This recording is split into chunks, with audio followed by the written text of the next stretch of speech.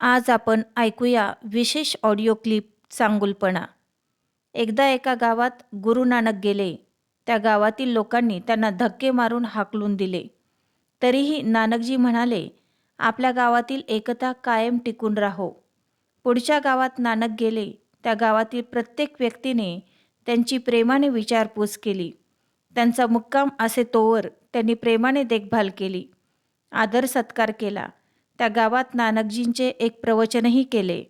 प्रवचनाच्या शेवटी गुरु नानक म्हणाले, तुमच्या गावाचा नाश हो, तुमचं वाटोळं हो, तुमच्यात भांडणं होत आणि तुमची फुटाफूट हो.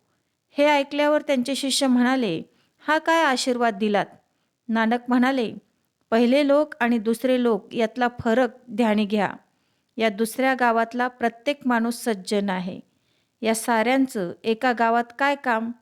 फुटाफूट झाली तर हे लोक गावोगाव जातील, त्यामुळे ती सारी गावे सुधारतील.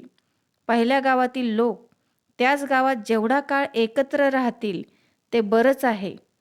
गटारं एका ठिकाणी साठली तरी बरी, गंगा मात्र सगळीकडे पसरायला हवी. चांगल्यांचा विचार हे जग सुखी करण्याचे रहस्य.